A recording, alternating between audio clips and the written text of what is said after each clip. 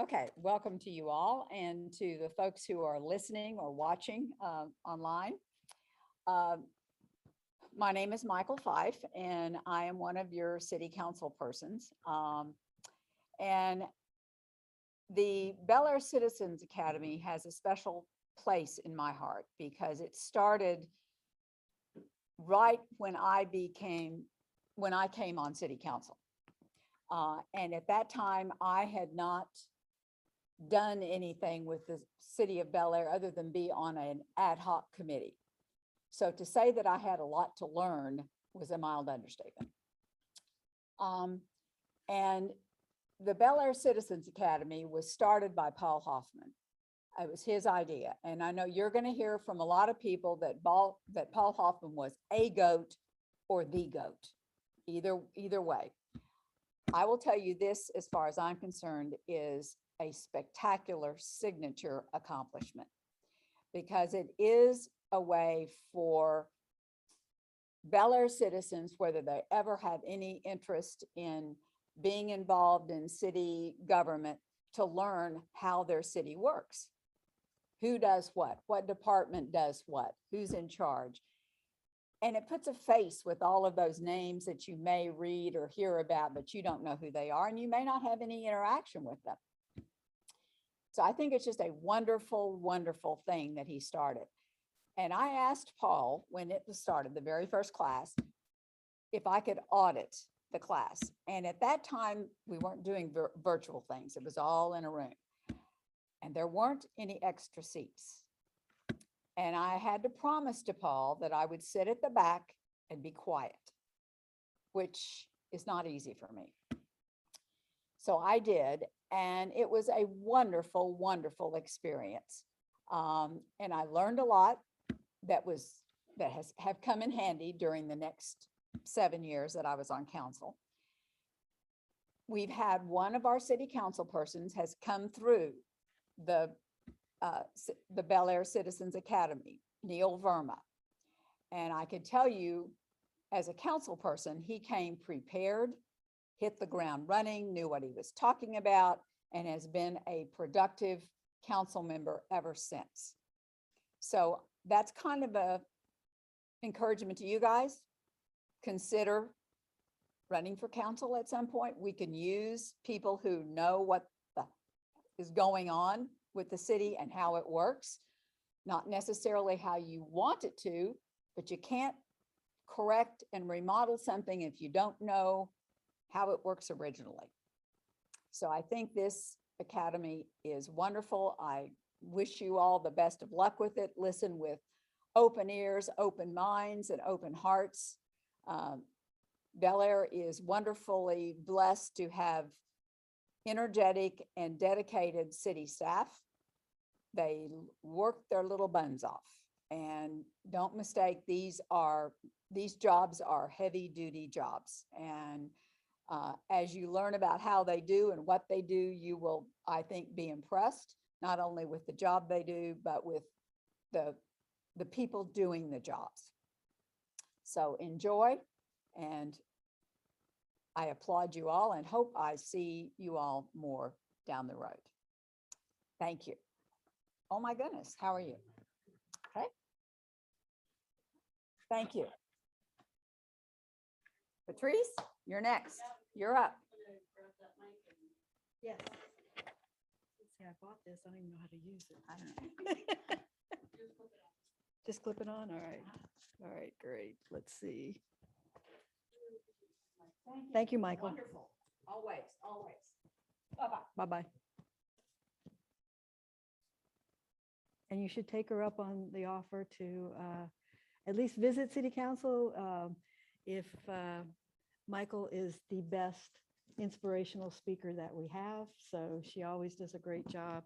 Each council meeting, a council member takes the beginning of the meeting to share a message, and she always has something very interesting. Can you hear now? I thought maybe you needed a hand. Save that for later. So I am Patrice Valdiskonis. I'm the IT director here at the city. I've been here almost 5 years now, which is hard to believe. I started right as they were breaking ground on the new buildings, the building that we're in, and then the new city, the new police department building, which I believe y'all were in last week. Was it last week that y'all were there? Anyway, so yeah, so I had to hit the ground running, learning about all the stuff related to the construction of the buildings and what was planned, and then going about actually helping, being an integral part of the project. For those of you who are not familiar with how this campus looked before all these two buildings were constructed, our old city hall was where our parking lot was or is right here. This was kind of part of the park and part of a parking lot that we had. And then the PD is actually on the same site that they were before. So when I joined, the very first thing that we had to do is figure out how to keep the city running while these phases of construction were going on. So the very first thing that happened is that they broke ground here. And this building was, in fact, the first one that came up. Right after we started construction here, we had to demolish the police department building. That building was the hub and is still the hub for a lot of things that are technology based. So we had to then not only move all of the technology, all of the internet circuits, all the phone circuits, all the different things related to how all these facilities talk to each other. We also had to retrofit our old civic center to become a police department. So that was a work in and of itself, because when you have a police department, as you learned last week, that it's got a lot of stuff in there. So we had to figure out where to put a jail, where to put our impound lot, where to have all the evidence in a temporary facility while the construction was going on, still maintaining all of the security stuff that goes on in a police department, as well as just the day-to-day activities related to all of that. So that became a real interesting challenge from a technology standpoint. We had to relocate courts in our old council chamber, and how how all of that had to operate was a challenge. The seniors actually went down through a partnership with the United Methodist Church down the road. So we had to outfit that for technology, and as they were temporarily located over there, dispatch and all of the emergency folks relocated in the police department, the fire department. So we had to set up all of those activities for emergency calls and whatnot to be over there. And then in the middle of all of that, we had Harvey, so it was a very interesting challenge, and but one that it's great. It was a really good learning opportunity for me. So I'm very informal. Please raise your hand, ask questions as I go along. One thing that and I'm sure that Raquel will ask you to fill out any kind of comment forms after evaluation forms. Those are important. The very first time I did this, one critique was that I used a lot of acronyms. So please, if I say something you don't understand, stop me, let me explain it, because this is your session. So I want you to walk away with as much as you can about how we do technology here at the city. All right, so we'll get started. So what does the IT department do? So in a high level, we do all the operations. So we're responsible for all the security that goes on here. So that takes a form of all the data security, all the voice security, all the physical security, and all the technology related to that. We do, we've got servers that need to be backed up and maintained and stuff. We do all the systems administration, everything related to anything technology-wise in the city. We're responsible for desktop supports, telephones, audio visual. So we're sitting in here now, so we're responsible for all this technology that we're using, everything that goes on in the council chambers, in the civic center, in the police department. We also have an EOC, which I guess y'all will get to see at some point, maybe. great. We've got a new project this year to redo a refresh of a lot of the equipment that's in there, that most of what you'll see has been in place since the fire department was built a few years back. So we do have a project on the book this year to refresh all that technology in there. So that from an AV perspective. We also do all of the data and voice communication. So that's all the internet circuits. That's things from the telephones in the elevators to the telephones on people's desks. Just all things related to that. The interoperability for all the buildings and the locations that we have. We help out with application solutions. One thing the city does not have, if you're familiar with IT in any larger organizations, is that we do not do any application development here. So later on, we'll see a list of the applications that are sourced by other folks, but we do not provide any of those services here. That's all we depend upon vendor supplied software to do the business of the city. Yes. Find somewhere you're involved in selecting the block camera system? So I was involved in the flock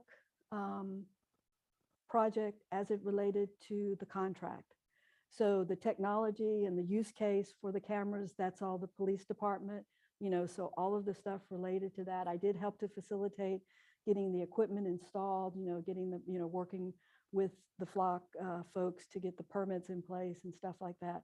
My biggest role in that was the contract. So one of the things that, kind of that falls into that financial management is anything that we do technology wise, involves a contract. And so I get involved with that, working hand in hand with the vendors or the suppliers. Also in the selection process? Are you involved in the selection process? For that particular, I was not. The way that It would fall under the application solution, no? it would. And so because we're not an application development shop, my role or the role of IT in a project like that is oversight, just making sure that we're asking the right questions, but I am not an expert at police business, right? So it's the responsibility of each department to know what their requirements are, what their use cases are for potential technology. My job is to help them organize those thoughts, to go through and to make sure that the technology that's selected is secure. That's probably the biggest thing that I do in things like that, because I want to make sure that as we look at services that are not provided, not under our control, that they are doing the job that they need to do to keep our data safe. I also make sure that when we have a contract, that in the event that we no longer need that service, what happens to the data that we do have with that, with those folks. So that's part and parcel of what goes into a contract, kind of that exit strategy of what you do in the event that you leave the service. So those are all the roles that I play in software selection like that. So have privacy issues for individuals entered into the realm for you as well? Privacy laws, how long you keep data, if you're keeping data that's necessary. Is that something that affects cities? It does. Okay. A great example of that is the body cam and the dash cams, right? So we have very specific data retention policies related to stuff like that. For our financial systems, we have a minimum amount of data that we're supposed to keep. And so we have that in place.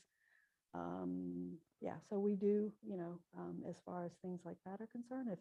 Did I answer your question? Oh, yeah. I'm recently retired from a big company. And the policy for years, if you're not sure, keep it, right?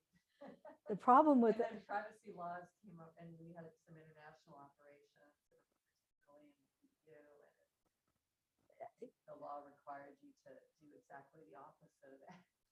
So yes, and the law and all the things related to data retention, and when if you do have a policy, so if, for example, if we have a policy that we're only supposed to keep a purchase order for for 3 years. If we keep it for 5 years and there's a request for information and we have to give 5 years, right? But by law or by our policy, we would only keep 3. And I'm using that as a bad example.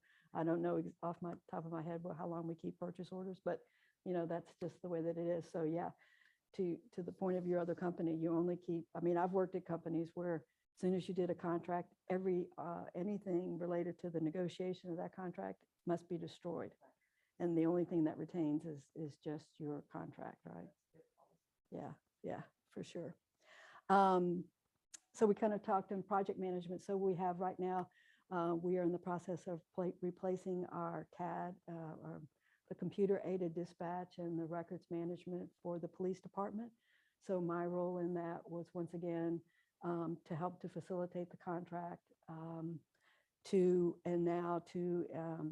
at a high level keep the project going, right? To make sure that the people are supposed to be doing all the tasks so that we can get this thing up and running hopefully early next year. And not last, but probably the most important thing that I do is financial management, right? Because we have a budget that we need to keep within. We have a lot of purchasing regulations. I buy a lot of services, a lot of commodity things and stuff like that. So making sure that we get the best deal for the city. We follow all of the purchasing requirements that you'll hear in a couple of weeks from Terrence Beeman, our chief financial officer. And how all that works is something that's very important, because I need to pay a lot of bills. I have to keep my vendors happy. I keep my vendors happy by paying on time. They keep me happy by giving me a good, proper invoice. So kind of working hand in hand with that. A lot of what I do is, while it's, and we'll see in a minute, a chart that the financing of the IT department is primarily from the general fund, which if you know, and again, they'll talk a little bit about that there's different funds and different ways that we have money in the city. We're not a revenue producing entity, so all of our stuff is expenses generally out of the general fund. However, I do kind of oversee technology. I oversee technology for everything in the city. And so I oversee the budget that is associated with the enterprise fund, which is the public works for the water and waste and the, not streets, but those things. So I kind of manage to that budget. We also have special funding through a technology fund, which is now part of the capital improvement projects, which is money that's set aside for major IT purchases that I manage. And then finally, we have, and we'll see a little bit of this later, the public education and governmental funds. So the city gets funds in from the telephone companies or the cable companies for franchise fees, so that, because if you've got Comcast or AT&T in your homes, there's a line item in your bill that talks about the PEG money. And so that actually there's a portion of that comes to the city on an annual basis. And so that helps us to fund stuff specifically for public meetings. And so a lot of the purchases that we did for the new city council chamber were funded by that. We can use it for purchases, but not for run and maintain. So not any maintenance fees that we pay. Does that make sense? All right, let's see. So next, city staff. So we are a department of 3. So it is me. I have a senior systems administrator and a senior IT tech, and that is it. That is the IT department for the city of Bellaire. So we depend a lot on the kindness of others, primarily subject matter experts in other departments. and then management teams that are formed for different functions throughout the city. We also depend upon external partners. So that's why that it's important for me to keep good financial records and keep everybody happy as it relates to the services that they provide, because without them, we couldn't do our jobs. We are small because we are generalists. We are, for the most part, the guys are, they're pretty technical. I'm not as technical as they are. When we need some really heavy duty stuff, though, we need to depend upon contractors, because for me to keep somebody with like networking expertise on my payroll, on the city's payroll, is just doesn't work. We can't keep them busy full time, and we can't pay the salaries that they ask. So that's why we rely a lot on external partners for what we do in IT. So are you backing up to the cloud, or do we have a server here that we back up to? We have both. All right. So in the city, we have 3 server rooms. So it's, data center kind of things. We have one in this building that's small. We have one at fire, and we have one at PD. So everything related, so we have some of our backups, not all of our backups are off premise, but we very definitely have things that are not here. I've heard that's a cost saver oftentimes. I don't know in the context of city hall. The company I worked for went to cloud, and it was a big shift in what they've done for years, and they stopped buying a lot of servers every 5 years. Yeah, so servers and backups and stuff like that. Yeah, so without a doubt, we are, and let's keep on going, but I'll kind of expand a little bit more on that. So where does our money go? So for the IT budget here, and again, from the general fund perspective, only 65% of what is in the budget goes citywide. So those are common services that are all over the place, from the phones to the data to the servers, all of the, kind of the applications, all of that is citywide. Then 29% of that is specific to public safety. So that's the stuff that the firefighters use in the EMS units. That's all of the technology that goes on in the police department, the CAD RMS system, the technology in the cars, the body cams, all the records that we have to keep related to any kind of incident over there. The library, 5%, and then IT, just a real small 1%.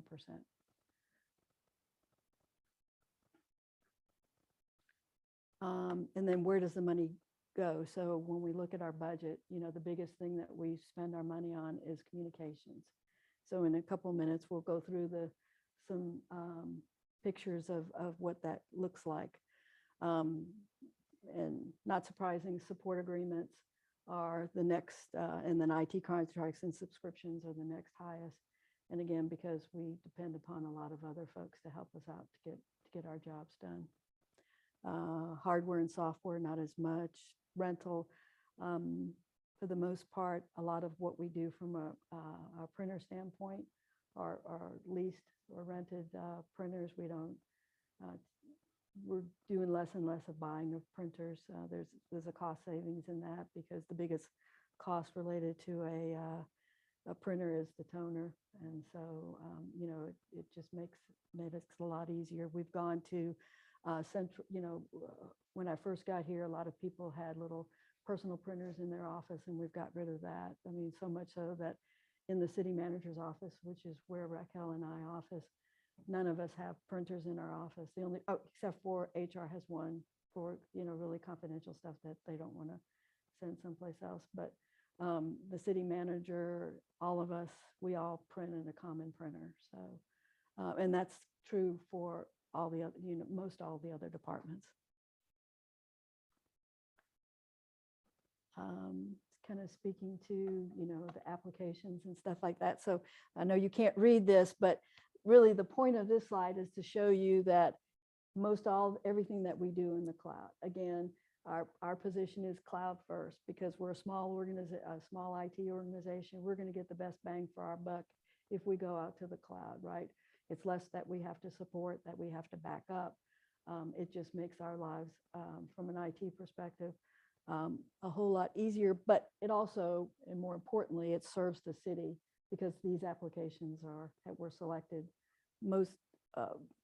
every one of them outside of IT, right? These are all business applications that help the city to do their job.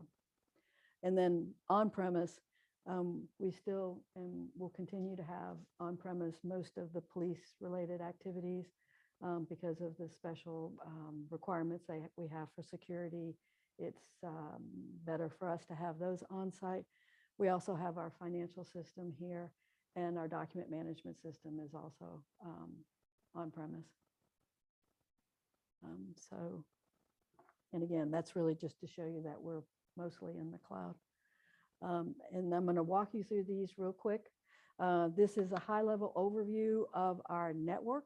I've broken it out into pieces so that we can go through it. So right now, this one is the city campus. So the city campus is this block here that we're on, and that includes the fire department and the library. So this building, we have our own private fiber among all the buildings. So here in our building, we go to fire, we go to PD, we go to the rec center. The rec center goes to the police department. From the police department, we go to the fire department, we go to the library goes to the fire department. So we're all interconnected. So there's more than one way for us to get to each one of these buildings. So that's our private fiber backbone that we run everything on this campus. We also have at the police department 2 internet circuits that come in. In here in the city, in City Hall, which is right here, we have a Comcast circuit. It's actually a direct connect to Comcast television. Channel 16 we use for broadcasting of our public meetings. And so we actually go straight to they call it their head end at Comcast. And so that's how we broadcast out to them on Channel 16, which is how that is partly funded by was initially funded by the PEG money that we get. We also have a voice over IP phone. So we use a company called Ring Central for our phones here. We used to have, prior to me coming here, the city had a hosted solution, and that didn't work out for a lot of reasons. So we did a lot of research and selected Ring Central a little over 2.5 years ago now, I guess, to provide all of our telephony services.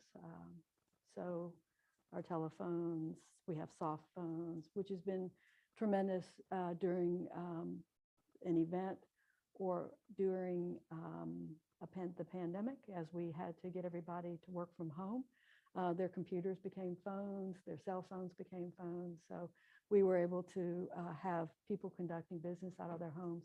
And we didn't have to make any changes because everything was in the cloud. Everybody has their internet connections. And so they were able to use their phones to effectively take all calls. So, yes. I understand. Where here in the city hall, except for the TV, are connected to the internet, to the police departments? Yes, if I understand. So we have fiber, underground fiber. Through the police department, the police department is connected to the So because we have networks, networking equipment. So they're connected to the internet. The DMARC, or where the telephone where the internet companies come in, the providers come in, is at the police department, and they come in there, and then we have equipment that then provides that service throughout the city. Why is it you have two? Because we are highly dependent upon the internet for our cloud services, our telephone. Everything that we do is internet-based. So in the event that something goes down, we always need to have a backup. I was Yeah. expecting that answer. Yes. Great question. Yeah. So, up at the top, we talk about remote employees, offsite backups, all of that stuff gets taken care of through the internet. And yeah, so that's it for this main campus here. So the internet running by separate providers? Yes. So we have two separate providers, and that has nothing to do with 911. So all of our 911 service comes from Greater Harris County 911. They are totally responsible for all of that equipment. So even though it does come into, to our facility and stuff like that, they are 100% hands-on. I mean, they are amazing. It's just extraordinary. So they have so within dispatch, there is a special room that has all of the communications equipment, and anything related specifically to dispatch is in their own server area. And that's where all of our communications come in. Besides the two circuits that we've got, Greater Harris County 911 has 3 circuits coming in specifically for their stuff. They've got hot spares waiting to go. So in the event that something were to happen, they can quickly, everybody at dispatch knows what to do. They can quickly turn over and stuff like that. So that's when you dial 911. They also have laptops. So in the event that they have to evacuate 911 service, they can help to, do our 911 service someplace else. It's different than the non-emergency number that you call 662, 668, 0 something 80 some of this or whatever. I can't remember what the number is, but we have a non-emergency number, right? So that's what you call when you need somebody, but it's not life or death. Yeah. So yeah. Did that answer your question? All right. So next is Public Works. Public Works is very interesting. Have y'all done Public Works? No, you're gonna do that next, maybe? Anyway, Public Works is very, very interesting. These are my most favorite guys here, and I just love it. I guess maybe because when I first came in here is right when they were doing the new swap out of your water meters. All right. Spent a lot of money on this. Yeah. I was involved again. I think the second day I was here, I was pulled into a meeting when they did the kickoff for that project. It was, from a technology standpoint, I can't speak to much of anything else, but from a technology standpoint, it's very interesting. So the way that it works is, you have a meter at your house and it's got a little antenna that then there are 3 towers around the city that your meters talk to. Those then go up to the cloud to a service that takes your meter readings. So we also go through a process, of getting that information down into the billing system to get your utility bills, right? So that's kind of all that stuff at the top, and that's why we've got the meter reading towers up there. So that's kind of fun. The Public Works building. So one thing that I always put on here, and you can't really see it, but there's this little like comma looking thing. That's the other expense that we have, and people don't, when you say why are our expenses so much for communications? Well, remember that we also have to have phones, good old fashioned phones, right? So in all of these facilities, we have fire alarms, we have when we have an elevator, when we have a alarm system, for security and stuff like that. All of those have to have phone lines. So all of these places that we have also have phone lines that are part of the IT budget. We have an interconnect with the city of Houston because we know part of our water comes from Houston. So we, there's some communications that we do with them. We also have cell service out to the lift stations and the water wells. So we've got communications out there because At the wastewater treatment plant, we have a SCADA unit, and that controls, it does the controls for all of that stuff. So there's communications. It has its own network, its own firewalls, its own set of securities that we've just recently upgraded. There's also alarms that go out to the operators of the treatment plants and stuff like that. So in the event that, some levels are looking bad or something like that, they're automatically alerted and called out and stuff like that. So the technology out at the plant is, I like it. The library, just real quick, is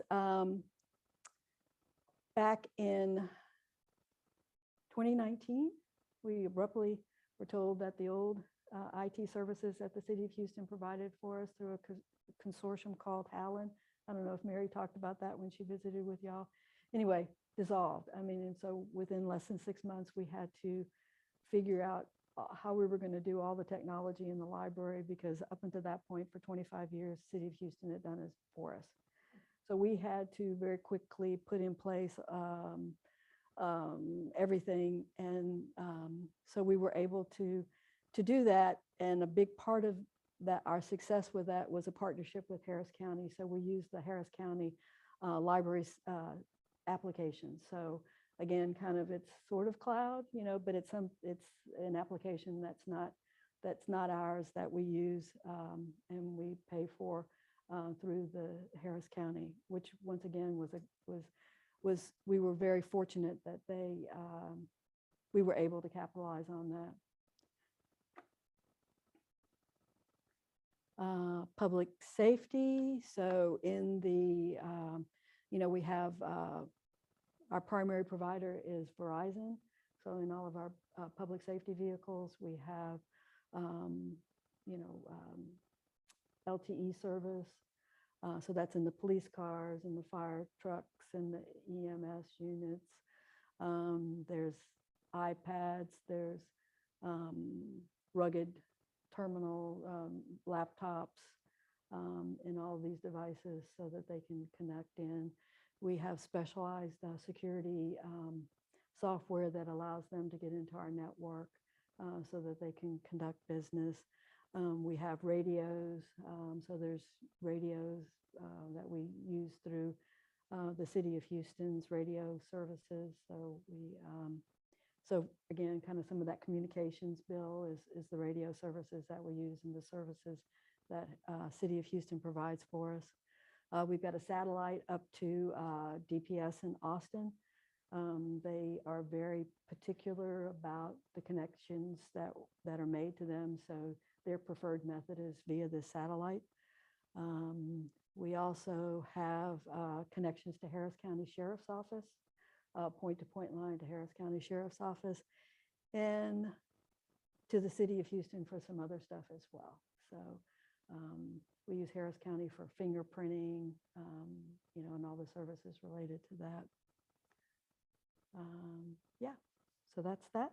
Any questions? We're good? And then parks. So parks is pretty much the campus here, with the exception of the Evergreen pool. So at the pool, we have a separate internet circuit out there. So that's that. And I think that is it. So that's our network here in a nutshell. We talked a little bit about broadcasting. We've been doing it for over 17 years now. When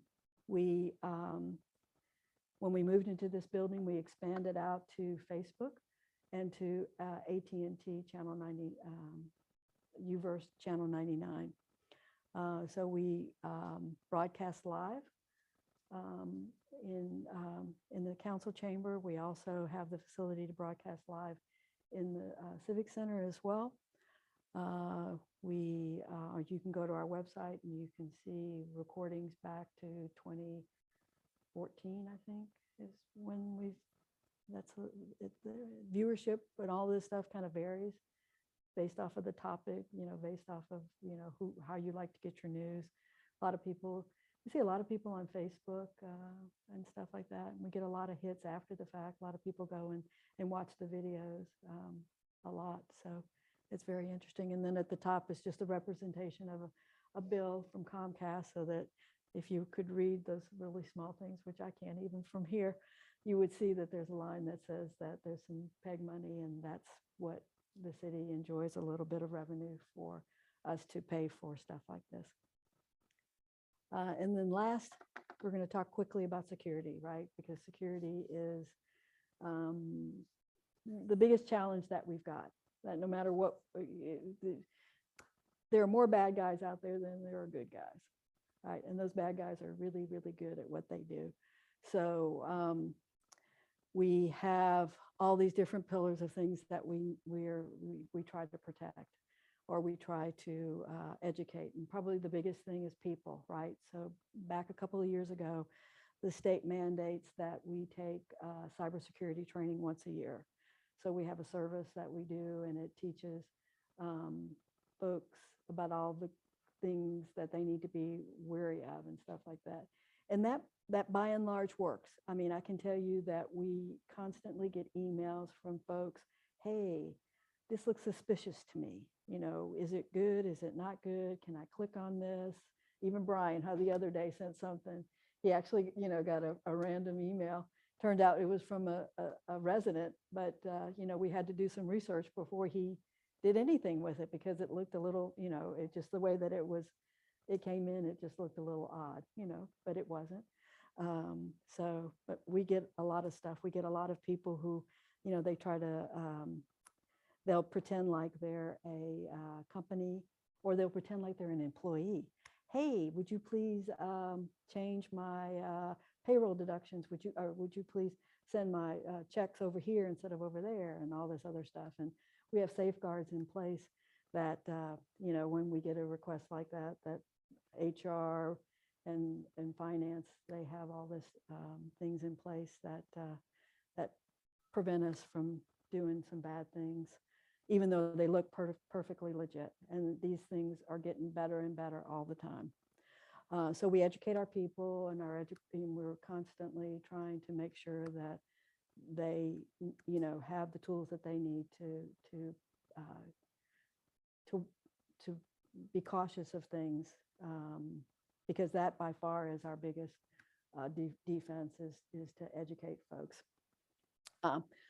But we also have a lot of other things. So we use a lot of technology. So we've got firewalls, we've got specialized services that when you click on a link, that it's checking to make sure that it's a good link, and it's not trying to go out to a known site, or a site that might have only been up for a day or something like that. So we have all kind of precautions within our network to prevent the bad guys from coming in, and then to detect things once they're in the network. From an application perspective, we have a lot of security that we do related to permissions. So we try to make sure that you are only allowed to do the work that you need to do. So as a person that needs to request a PO, I can't cut a check, right? So in our financial application, there's checks and balances and certain permissions that I don't have, that I can't cut a check, right? So when we evaluate applications, we want to make sure that it has some role-based authorities that we can put in place, so that we can give people just enough of what they need, or they call it least privileges. Information I have up here, because we have a lot of stuff related to, and even applications in people's, we have antivirus. And so we're in the process of switching over from a traditional legacy antivirus with signatures that you have to go out and constantly update, to one that's more machine learning and artificial intelligence. So it detects unusual behaviors and alerts us if something unusual is going on, which we hope is a better approach to trying to catch something after the fact. We also have a lot of security around our email, because besides people, mostly what comes in bad is through email. So again, we use Microsoft Office 365, and with that, we have a lot of extra security that makes sure that when you do click on something, it doesn't go to a bad site because Microsoft has its own list. Now, if you do click and Microsoft didn't think it was bad, then the providers that we've got in our network, they have probably the same list, but they may have a little something different. So they're going to catch it. You know, if Microsoft didn't catch it, then Cisco's going to catch it, or, you know, some of the other vendors that we use are going to catch it. But that's the other big thing that happens is that people click on something that they're not supposed to. And then finally, doo-doo happens, right? So we need to make sure that we've got good backups and that we have a good recovery plan, because the goal is to always have the services available for citizens to do what they need to do with the city. And so we need to be able to recover as quickly as we can in the event that something bad does happen, because one day, unfortunately, it will. I mean, the odds are against us, and all the precautions that we can take, we're still, you know, everybody is eventually going to get something. And I think that's it for me. Questions? Budget increase pretty steadily or exponentially? It's changed. So our budget this year has changed, has increased. One of the big reasons is that we saw at the beginning that I have 3 positions now, or there's 3 of us. Prior to this budget year, there were 2 of us. So we had a lieutenant in the police department who took care of most all of their technology, not all of it, but most of it. He retired. And so when he retired, we were able to get that position moved into the IT department. So our budget increased mostly because of that. Our services always go up. You know, we try to contractually make sure that the annual increases are small, but they increase. Our vendors do increase. We are going to increase our internet circuit this year, so we'll have a little extra expense for that. But then we kind of try to offset a lot of that with it.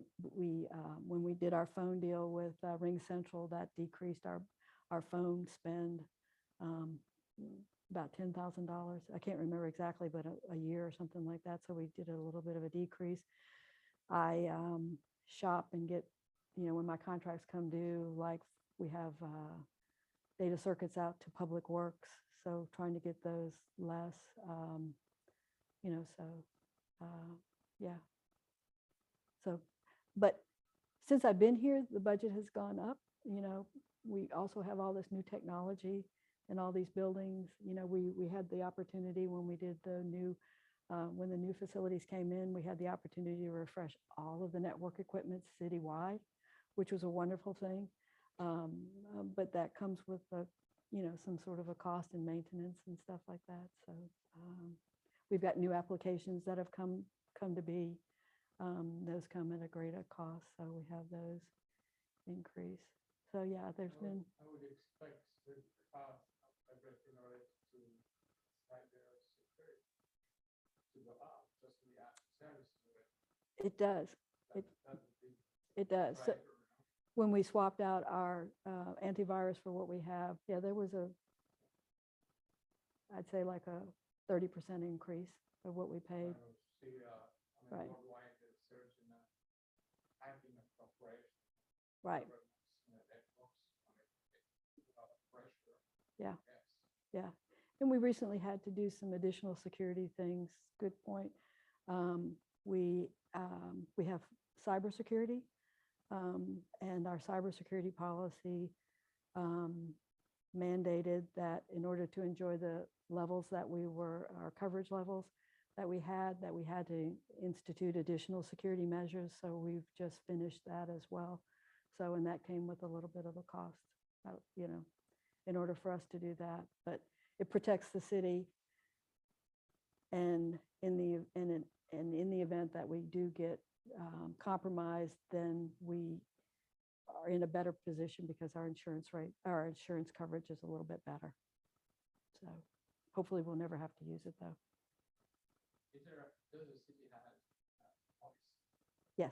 in case ransomware?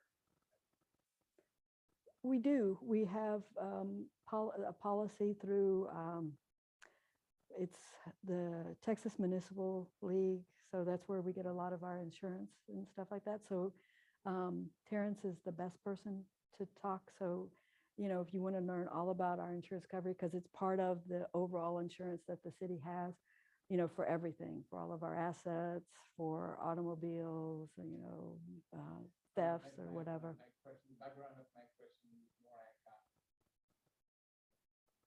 what the philosophy of the policy? Or to just deal with it? Well, you know, I think that until we are faced with that, I don't know the answer, right? Because I can tell you that I've had the pleasure of 2 ransomware attacks at my prior company. And in both times we were able to recover and didn't have to pay the ransom. So, so I think it's just going to depend upon when it happens, evaluating the damage that they've done to deter and our ability to recover to decide what we would do. So we don't have a policy that says we will pay or we won't pay. You know, I think it's going to be based on the situation when it arises. So did that answer your question? Yes, it does. Okay. It does. Yeah. It does, but I think it's pretty because it should not be just a business decision. Yeah. Because yes, there is money involved, but more importantly, we are feeding the system. We're just feeding the system, and we have bad people Yes. living on it. We should just kill them. It shouldn't be illegal laws, but make sure they cannot make a living, and they have to recycle and do something else. You see what I mean? I do. I do. So hopefully we won't have that happen to us, but What are they usually after in a municipal setting? For example, a couple of different places. I'm retired now, but I was in the power business for a while, and so the grid is a big thing. They want to right. compromise the grid. I mean, that huge thing for people everything. Right. I mean, the water system. It could be our water. It could be just, you know, just trying to cause havoc in public safety. I'm sorry. Make money. And make money. Yeah. But I think that, you know, Yeah, I guess maybe they Yeah. target something to be sensational, just they're trying to, Something Yeah. that's critical enough that you're trying to they get really do payroll pay. out and they've hacked your payroll system. well, the good news is our payroll's in the cloud. So, Well, so is that a guarantee? it's not a guarantee. You're correct. It's not a guarantee, but it, you know, but there is a little bit of protection maybe if we get, It is their business. When my company went to cloud, I thought the same way. I don't know. But they, I mean, they spend millions of dollars. If they didn't have it, I think, I mean, their business model would Yeah. fall apart. right. If it was terribly insecure. That's right. No, I agree. Yeah. Nothing- nothing's bulletproof. No, no, no. All right. Any other questions? Thank you. And now Brian Carroll's going to come up and visit with you.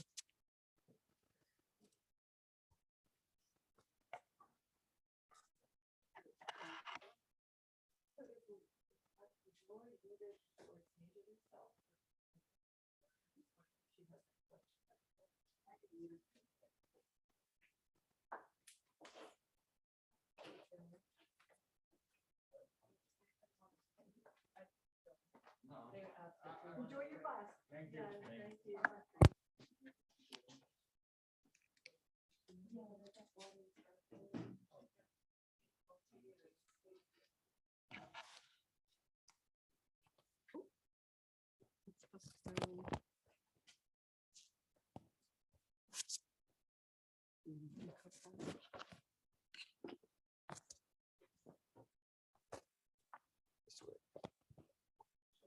kind of twisted on. Is that good?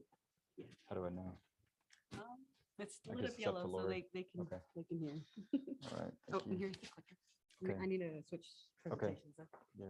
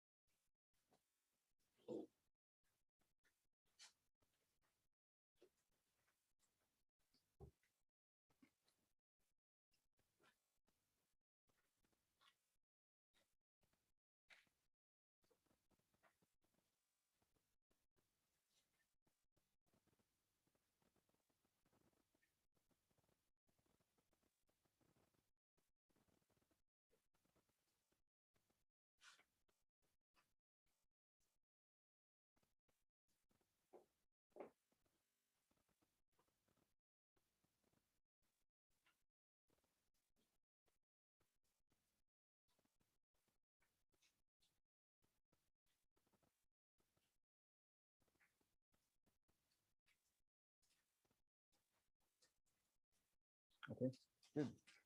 All right. Well, hi, I'm Bryan Carroll, Interim Director of Development Services. And no, I mean, this is my first experience kind of doing this. So no, I'm excited to do it, and kind of a nice intimate group that we've got here, and with Lori online. So yeah, thanks to all of you for participating in it.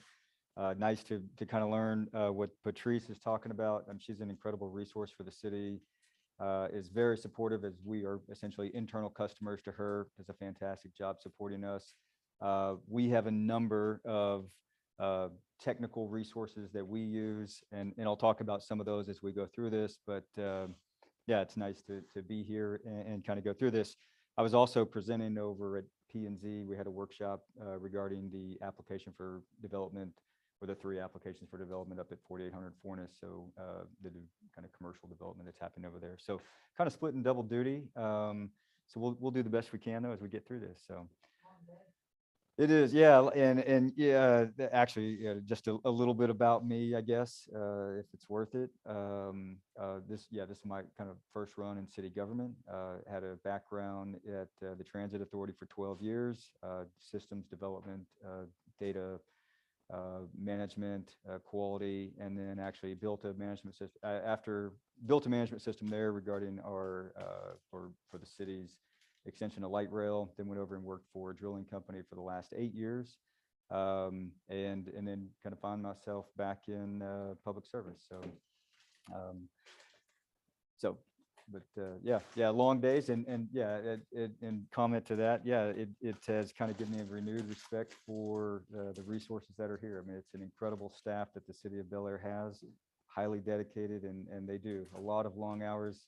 You know, these P&Z meetings, or whether it be commission meetings, council meetings, they're somewhat demanding. So our mission within the development services group is to basically use our policies that we adhere to for development, whether that be building in our development, if we're building new homes, new construction, that they adhere to construction requirements, that international codes, and then also those more restrictive codes that the city of Bellaire may also impose. And so as a zoned community, we have these things in place that say, hey, you need to fit this before you can go develop there. And we'll talk a little bit more about that. But basically building and health codes, and then also enforcing those zoning ordinances as well.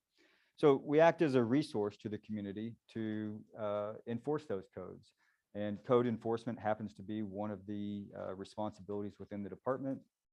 And we see, you know, whenever you guys see, or whenever residents or us see a violation of those codes, we're the ones who process and make sure that things come into compliance.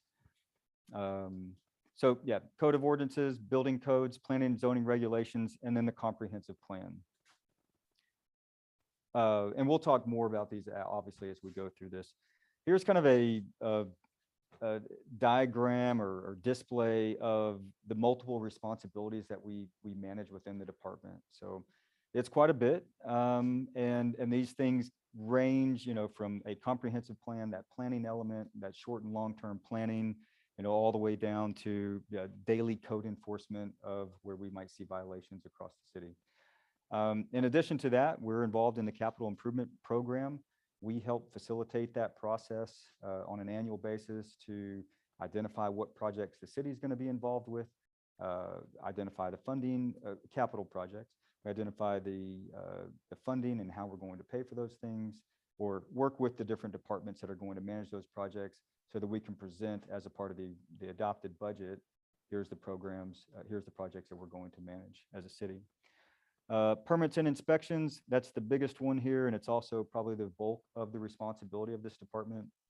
That is, anytime you see construction happening, whether it be a new fence or someone putting in a new home, that kind of comes through our department. We make sure that those applications meet the requirements, and then we also perform inspections along the way to make sure that they are adhering to what we approved or what we allowed to happen.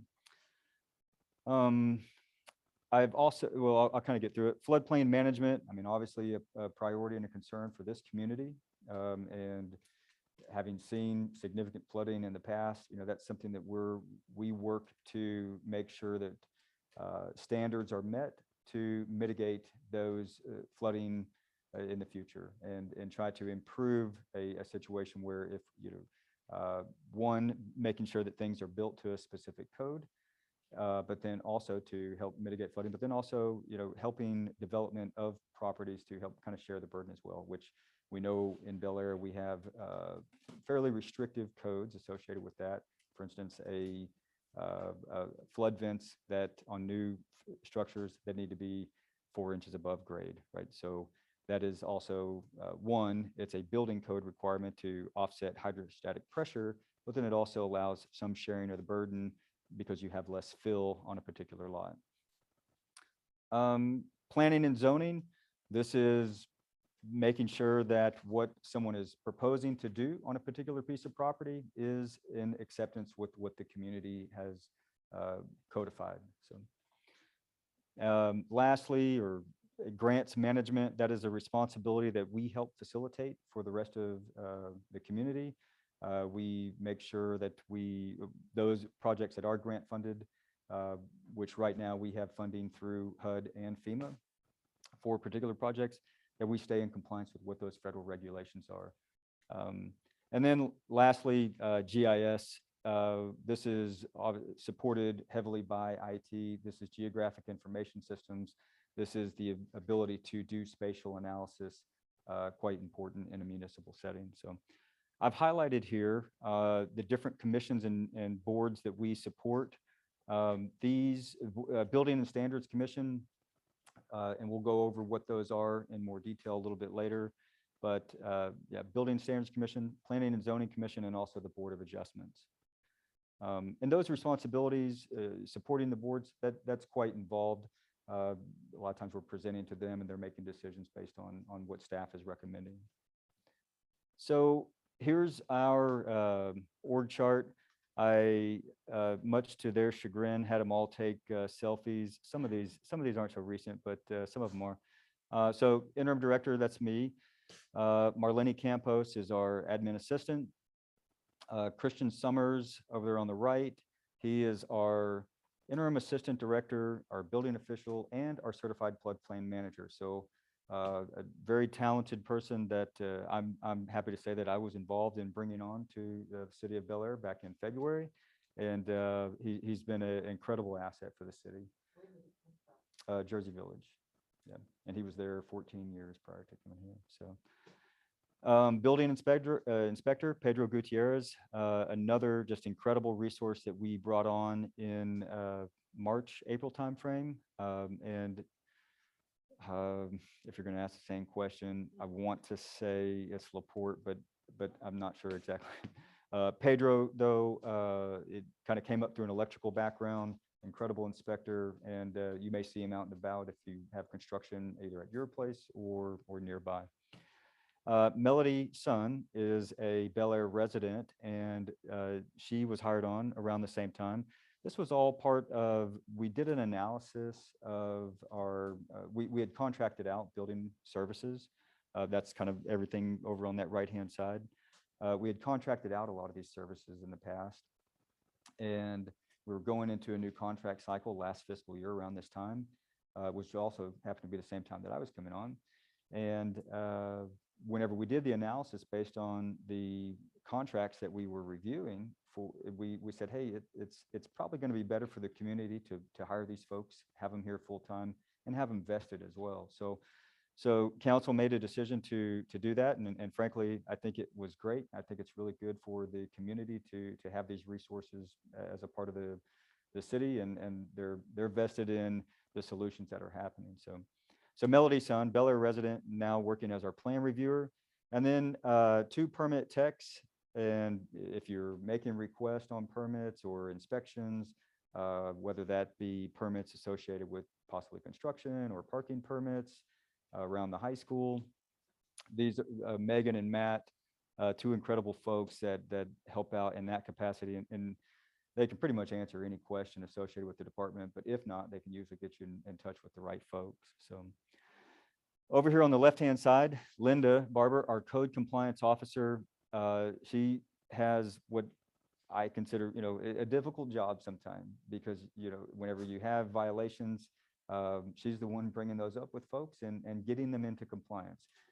We specifically call it code compliance officer, not code enforcement, because the objective within the department is to get compliance, not necessarily, be the strong hand, but rather try to work with anyone that may be in violation, so that they understand, hey, these requirements are in place for a specific reason, and how can we get compliance. However, we do have an enforcement policy as well, and procedure, and at time to time, we do have to execute that to get that compliance. So Ashley Practice, she is our development review coordinator, is at P&Z right now, working through the workshop or helping facilitate that.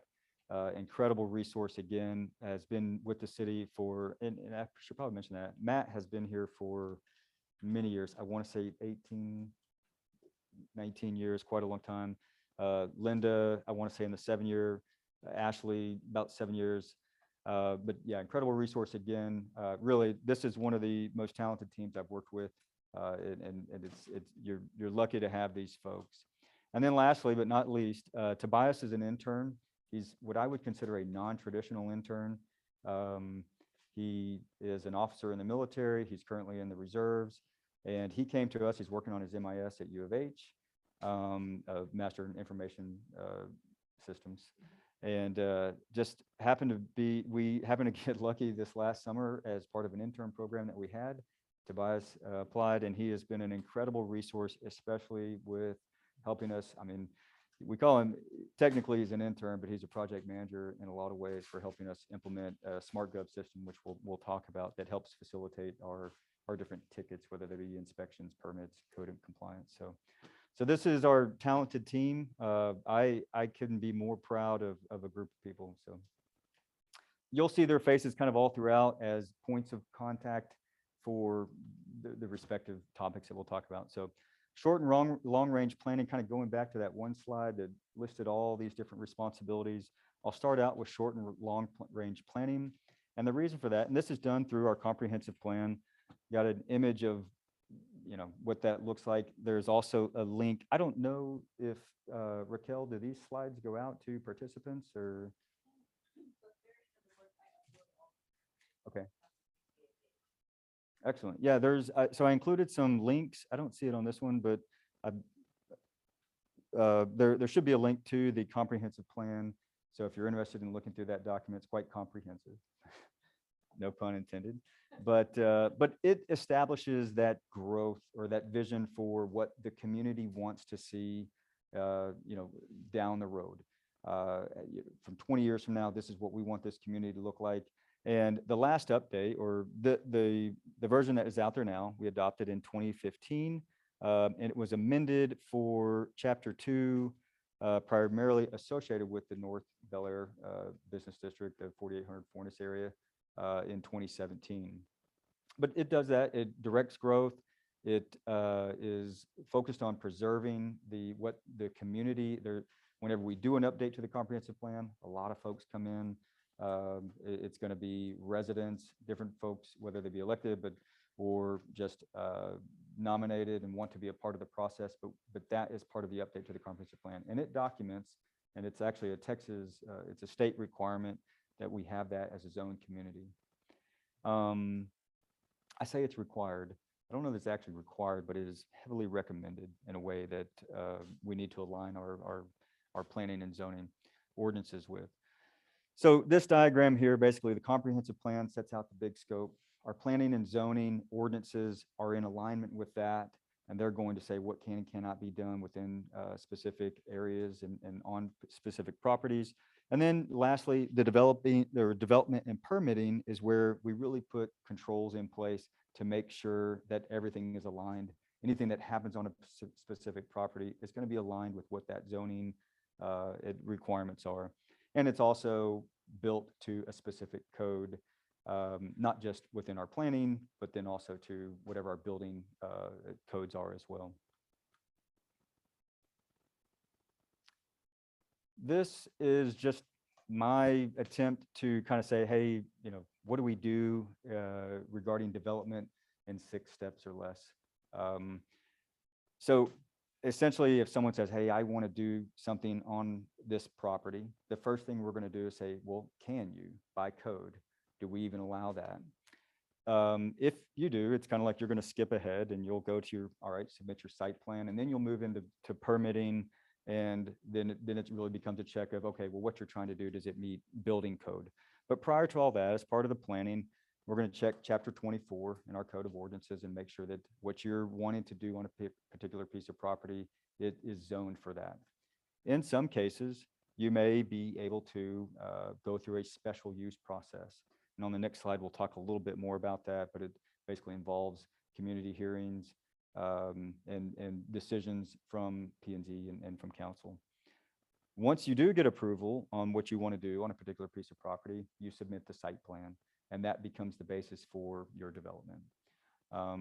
With that, permits and inspections enforce the requirements of not only our codes, but then also those international regulations that we also comply with as well. Flood zone management, that actually happens right in tandem with permits and inspections, but for this diagram, it's kind of shown separately. But we make sure that any development that's going to happen is also going to meet what our floodplain management requirements are as well. Sure, yeah. Yeah, we've been in the news a little bit. So, like the development of Bellaire, Okay. have all these codes and rules, like check boxes that those ordinances align with the comprehensive plan, go through these steps. But like flood management, some of our storm sewers don't work well, right? Okay. And so you kind of authorize or development. Where does it come in that maybe the stormwater runoff system isn't adequate now? It doesn't really check any boxes in ordinances and zoning. Right. But there's a reality that stormwater doesn't run off. It's a performance Not issue very well. today. Performance issue. So Right. how do you incorporate performance? Where's that at? Yeah, so we do have, and this may be more of a public works question, but I don't believe in silos. I'll try to answer it as best I can. And then in addition to that, maybe through public works, we can get it. I mean, your development Right. services take what planning and zoning gives you, right? Correct, right. And so You don't have any power to change it. no, there's obviously, a P&Z and a city council is going to create a policy. And in fact, that's part of the process that's happening for 4800 Fortis tonight. It's a workshop. Now there's no decisions being made, but it's a workshop to say, all right, here's the application that we've received from this developer. And how does that fit in what the ordinance that was passed? There's certain restrictions regarding use.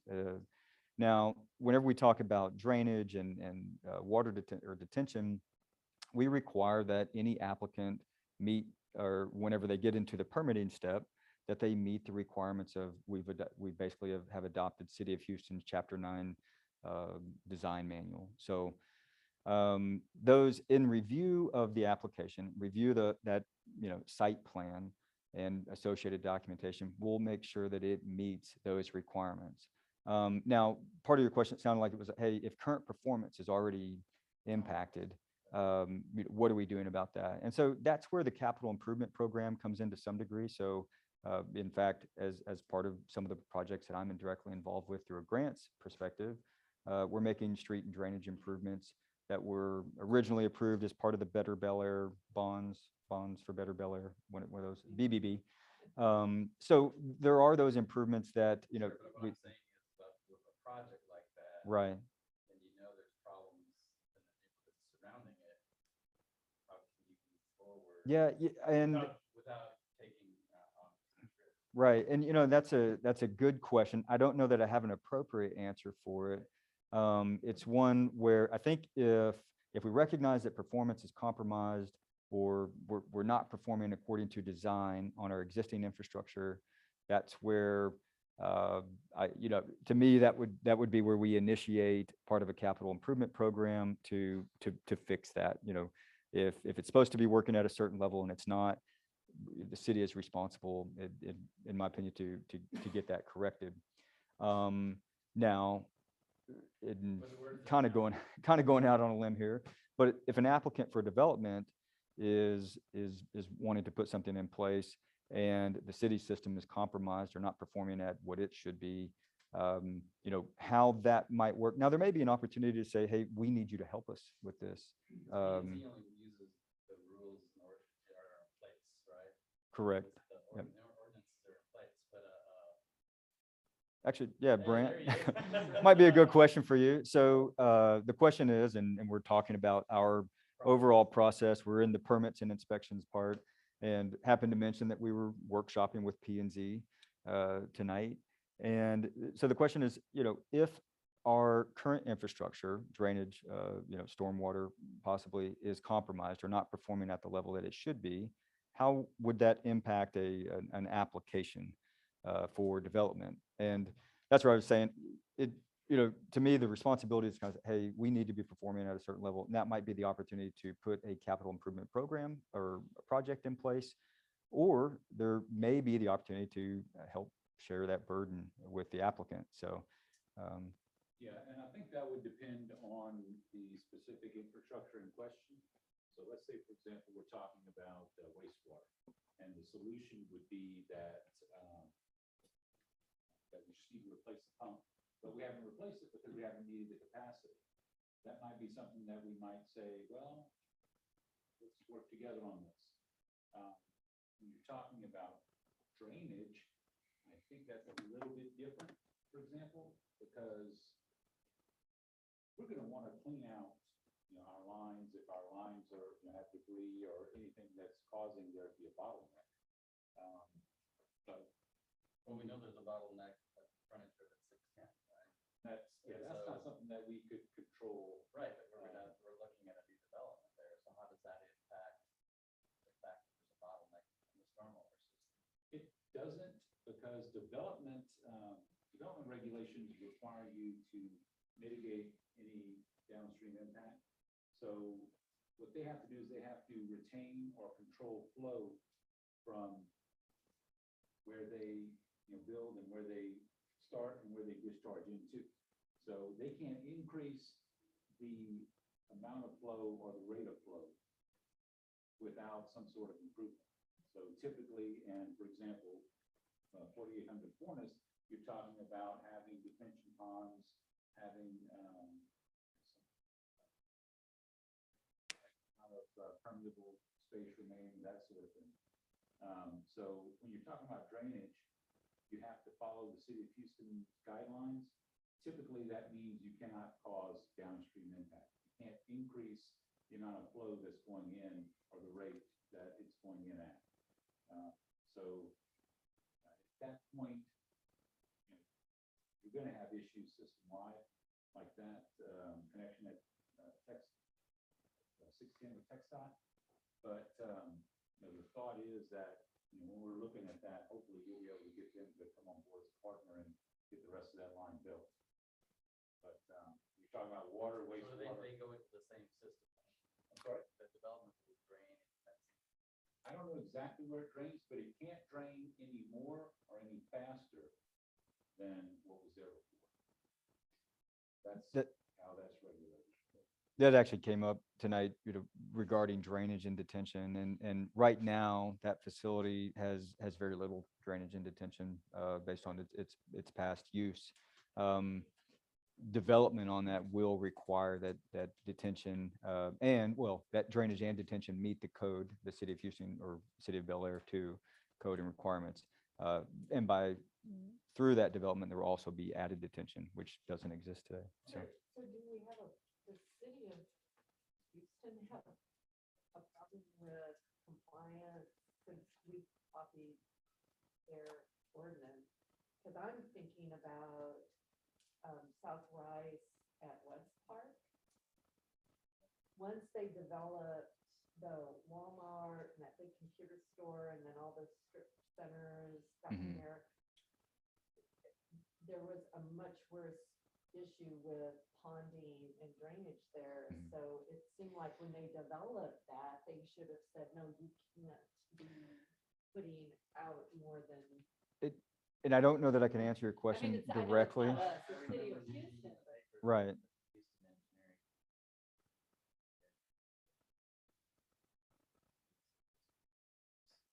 So, and I don't know, I used to go that way to work all the time. not now. And my kids couldn't get to prom because it rained. Oh, really? 16 on prom and they were trying to get to Galleria. I do know that city of Houston requirements have become more stringent and more recently increasing the level of detention required per acre. And part of that's because of development that's happened. And as we see, increased development, new development that even happens in developed areas is going to have to take on more of a burden as well. And And the county, yep. The underlying assumptions that City of Houston uses have also changed with the Atlas 14. Thank you, yeah. New 100-year rainfall estimates. So that, along with the changes in 1 foot above 500 as opposed Right. to 1 foot above BFE, that sort of thing. So there have been some changes in regulations, and I'll be very upfront with you that if you want to prevent structural flooding, your best tool is going to be regulations. Building up and that sort of thing, that's not going to stop, the streets from collecting water. Most of the time, that's what they're supposed to do, but to prevent structural flooding, going up is going to be your best option. Yeah, but this issue at South Rise and West Park, it's a street flooding and it's awful. I mean, so much traffic has to get through there, and I mean, there's high water there, way more than there should. I understand it's not us. Yeah, I got. But it sounds like Public Works is working with Yeah, we had representation from Public Works there. Actually, tonight's workshop, I felt like it was a great exercise because we did have environmental consultants who were involved in the garage construction. We talked a little bit about how we would want to bring on an environmental engineer as part of this plan review process as well. We had Public Works, we had our city engineer, and then of course Ashley was there to talk about zoning as well. So really productive meeting, I think. I didn't get to see the very end of it, but I think for the most part. So They're not fighting, so. okay, are they still over there? Yeah, So, they're still over there. okay, I'll go okay. back over there. Well, thanks, Bryan. Yeah, feel free to come back in and answer more questions. So, thanks. And then, so lastly, we have, once they, the final inspection takes place, they've met what was approved as a part of their application, then they can receive a CO and start to use those facilities, whether it be home construction or a big commercial development like we're seeing. All right. So the planning zone, I kind of highlighted, hey, we got these 6 steps, very high level. If we were to break those down kind of one more level, this is kind of where Ashley's expertise is really used. She will meet with the developer, and she has done this particularly. I'll keep bringing up 4800 Furnace because it's a hot topic. She has met with the developer, tried to understand their application, and then she will review it and basically make sure that it meets our code of ordinances. And we'll, not only does Ashley do this, but we also have Public Works doing this. We have our city engineer doing this. And that's part of what we want to do with an environmental consultant, is bring them on so that they can help us review these things as well as we can consider these applications. Making sure that they meet our code of orders in the planning and zoning perspective. Ashley is doing that to make sure that it meets our zoning ordinances. And then also, as part of that, it's going to be aligned with the comprehensive plan.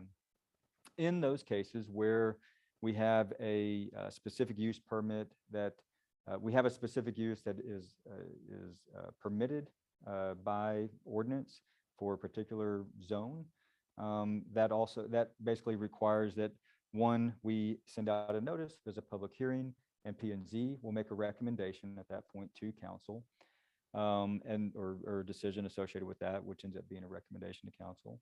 And then kind of the same process at the council level, they'll make a decision that essentially will be codified or put into an ordinance. Upon approval, once they get through those steps, and this is where, I don't mean to gloss over it, but, there's two opportunities for the public to really come forward and say, this is what we think about this. If this is a commercial development or any type of development, hey, this is what we think about this. And we want our voices heard, and then those elected officials get to make those decisions. Upon approval, then that's where they'll submit the site plan, and then we move into that permitting process where, hey, this has been approved. They have to meet certain requirements, and then we'll move into permitting. All right. I've talked a little bit about this. P&Z, I've got Ashley and Marlene, Marlene handles all of our commissions and boards and basically acts as similar to Tracy does to City Council.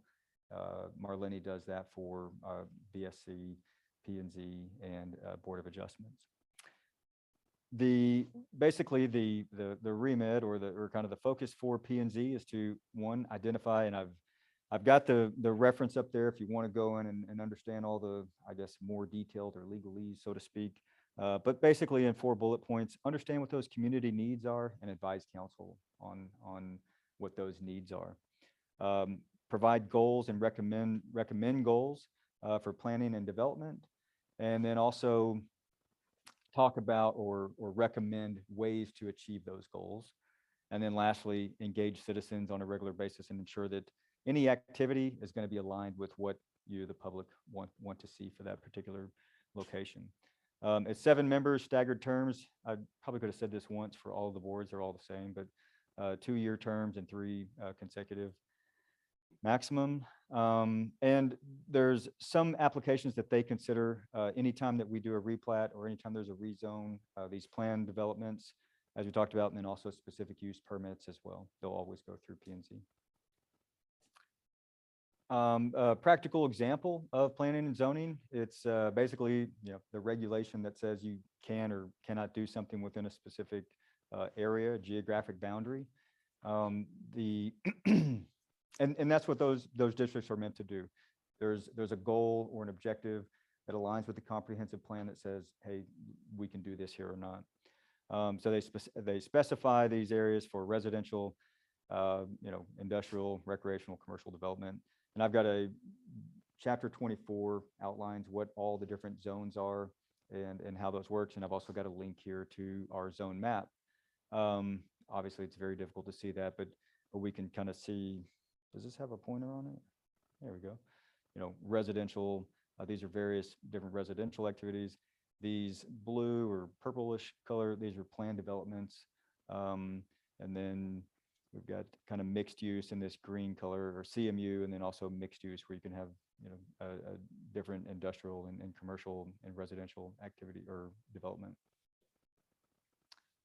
A little bit more granular. Once this is just another planning and zoning example of whenever, let's say this is a new home and whenever they're going to build on this particular property, one of the things that we do within the department, and Ashley's kind of that point of contact, she'll make sure that those applications meet the required setbacks. So for our residential areas, we can't build outside of or inside of a setback from our property lines, whether it be, our front property line to the street or back property line or those on the side. So one of the things she'll do anytime that we do get a residential construction is we'll make sure that everything complies with that, with those requirements. Lot coverage, another one, different restrictions on how much basically coverage you can put on any particular piece of property. As a part of the application, we'll review and make sure that we're not exceeding those allowances. There are measures in place, and actually I think that's on the next slide, where we'll talk about if you need a variance. But basically, yeah, making sure that those structures and land uses are in alignment with our requirements, making sure that we meet those lot coverage, heights and stories. And this is just kind of a very general scope, but overall, this is what happens whenever there's a review of an application. Board of Adjustments, again, kind of where this is outlined and what they're responsible for. They consider any zoning appeals, special exceptions or variances.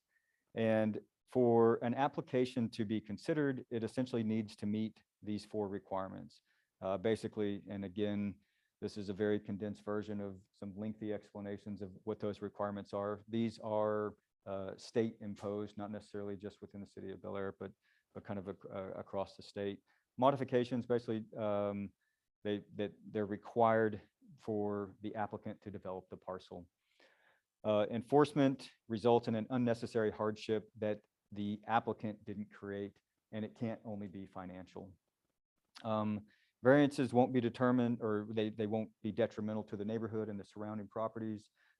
As a part of this application, there will also be the opportunity for the public to be there and speak, and they're notified if you live within, or if you own property within a certain radius of that particular parcel. And then variance is not opposed to the intent of Chapter 24. So it can't break the intent or violate the intent of what we have in our Code of Ordinances, Chapter 24 Planning and Zoning. So the appeals go to the Harris County District Court. So it's not through council, it's actually to an outside court decision maker. Again, Ashley and Marlene in direct support of those or of that body. So in Permatent Inspections, have our building official, building inspector, so Christian, Pedro, and Melody.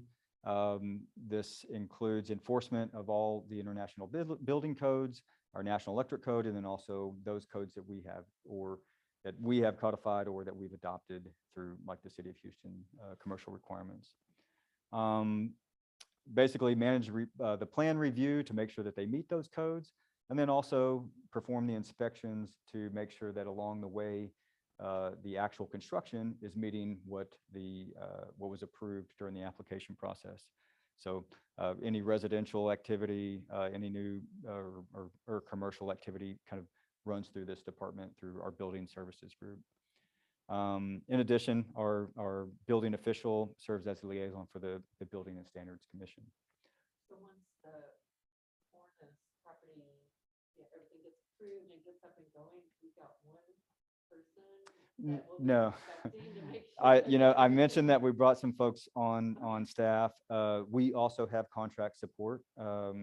Right now, I think last year, fiscal year, we had in the neighborhood of 500 different residential, one of these applications, in the neighborhood of 500 different applications that were processed. These include a varying level of inspections associated with that, but I don't have inspection numbers as a part of this presentation, but let's just make sure the inspectors aren't right. affiliated with the developer. right. Well, and so we have, we do have contract help as well for the inspection process. That's good. It's a big job. Yeah. It is, yes, sir. Right. I looked at the map, the zoning map. Yes. Okay. I just realized that I don't need it. Okay. PD, You're in a PD? Is that yes, what does Okay. it mean and how do I find out? Okay. So what that plan development would mean is that at some point, and I'm not sure when 19 kind of went through the process, but there will be specific conditions that were associated with that particular development, or with that plan development prior to being built out. To get access to it, these are one of the things that are not necessarily part or advertised, and it's always been kind of a frustration of mine, frankly, in my short time here, that they're not available. However, you can request it, and we can get it for you. I mean, it's available. It's obviously open to the public if you'd like to see it. But yeah, when we can get you the content of, hey, here is what is approved for this plan development. So, So, you want me to? I joke to- Yeah, So, Raquel, right can now, you take that one down, or just make sure? no, I'm going to talk for a couple more minutes here, and I'm probably going to forget. Not that I want to, but just I know who I am. But if you could remember that plan development 19, right? Bellaire and Newcastle. Okay. And I guess you've got everyone's names and, okay, perfect, great. So, yeah, we'll get it for you, and yeah, it'll kind of say, hey, here's what can happen in my neighborhood, right? So, good question. Yeah, thank you, good question. Building and Standards Commission, I don't think we made it this far yet. Yeah, so our building official, Christian Summers, he's our also liaison to the Building Standards Commission. And this body is basically, they kind of review any activities that the building official may take. He has some leeway, so to speak, in interpretation of policy and implementation that he can take. However, a lot of times, these things are run through the board or through the commission prior to changes happening to certain things. So they act as a quasi judicial enforcement of health and safety ordinances. They definitely consider, or if there is an appeal to the building official's determination, let's say he said, hey, I'm not going to allow you to put the extra pool in because I think it's going to be fill, where a fill is not, pools are not necessarily calculated as fill to the land. But let's say you're going to put in a second pool. I don't know. He may make a determination. Yeah, you can't do that. Well, if you didn't like that decision, you could always go to the Building and Standards Commission and they could overrule, essentially. They are also able to grant variances directly associated with building codes. So Board of Adjustments can do that for planning and zoning or zoning ordinances. Building and Standards might be able to do that for building codes. If there was able to provide evidence that it was required for a particular development. Issuance of advisory opinions pertaining to building structures and construction codes. So anytime, in fact, we're kind of in this process right now where we are currently 2018 International Building Code Standards. We're considering going to 2021, and the building code or the Building and Standards is wanting to weigh in on that decision. And it's a big step. Anytime you change those codes, it's a direct impact to the developers and to the community. So. Again, 7 members, staggered terms, 3 consecutive max. And so following issues go before them, any variances that we talked about to the building code, any amendments to the building code, and then also substandard structures. So if you drive around, you see one of these houses, like, man, what's going on there? A lot of times they are the ones who will influence, hey, we need to take care of that property. And influence if this is going to come for the city to pay for destruction of a particular facility or property. A little more about permits and inspections. We have Megan and Matt, our permit techs here, and they man, basically, like I've mentioned, anything that kind of comes in the front door. Hey, I want to put up a new fence. They're able to answer those questions. Hey, I need to build a new house. Okay, yeah, it's a little more complicated, but these are the folks who can really assist there. And then all the way down to, like, hey, I want to have a garage sale. I want to put up a sign for my new business, or even resurface a sign. All these things are kind of managed through regulation.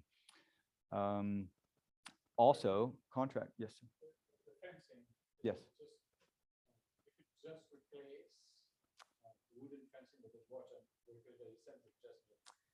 Yep. Do you need it ready for that? Yes. Yeah. Anything beyond one panel essentially is going to need yeah. Yeah, and I think the reason for that is that fences, depending on how old they are, can sometimes not be on the property line. Right. And it's always good to make sure that you're on the property line. And it will require a survey. You're pointing out a very important point. Yeah, before you can put up a new fence, there will need to be a survey. And this is simply, frankly, out in my neighborhood that me and my neighbor are talking about putting up a new fence and you know, sharing the cost associated with that. But yeah, we'll survey and kind of get that done. We make sure that this is just a few of them, but anyone that is doing work in the city needs to be registered with us as well. Some of these, there's a charge associated with them. Some of them there's not, just by state law. But we, Doing work, like if I hire a plumber at my house, do they have to be registered? yes, with the city? they do. Yes, ma'am. Yeah. If it happens in our jurisdiction, then they need to be registered with the city and permitted before they do the work as well. You know, that's a protection mechanism to make sure that if he messed something up at your place, that we're going to verify that there's insurance in place to be able to cover that mess up. And kind of it's a community enforcement regulation that is really a benefit to everybody. So it's but well, in fact, for plumbing, there is no charge. It's just, hey, you need to be registered. So, all right. So we're over in that kind of permitting, or that brown shaded, you know, 3 sections, and I've broken this out into the multiple steps. Before we do that, just kind of reiterate, we've got our building official, Christian Summers, building inspector, Pedro Gutierrez, Melody Summers, and plan review. Tobias is a big part of making sure that this process works through our tools that we're using. And then also Ashley is a part of the plan check and review. Megan and Matt as kind of the entry, and they're also involved in kind of facilitating the process all the way through. And then Marlene as well. Marlene kind of plays a facilitator if these, let's say an application is going to be reviewed by a public works, a city engineer, our development department, or planning development review coordinator. She's kind of in the background facilitating review of those things on a timely basis, making sure that things meet our requirements. Now, we're putting in some automated controls to help do that with SmartGov. I may mention that along the way. That's our ticketing system, so to speak. But Marlene is a big part of making sure, or if it's food related, she also manages all the food and health inspections. So, I mean, pretty straightforward. Anytime someone's going to do something, the first step is submitting that application. Whenever they do submit that application, there's a number of reviews that may happen depending on the level of complexity associated with the project. And it may, in fact, what we've done for this same slide, I added one down here, environmental consultant. And for the development on 4800 Fornes, we want an environmental consultant involved there because there's been some environmental concern. So as part of the plan review, before anything can happen out there, they're going to be checking and making sure that it's going to meet muster. And so anything that they, you know, these reviewers, if they see something that they don't like or they don't think is going to meet code, you know, that's the response back to the applicant. Hey, you know, you're not putting these flood vents in the right place. You know, that's not going to happen here. Or same thing on this, you know, big commercial development. You know, you've got an environmental concern that we need addressed. You know, we can't permit this to happen. Once kind of things get through that plan check and review, that's obviously where they're paying for it. They're getting issued that permit. They can go then do construction. And then as a part of that construction, that's where we've got our permit techs.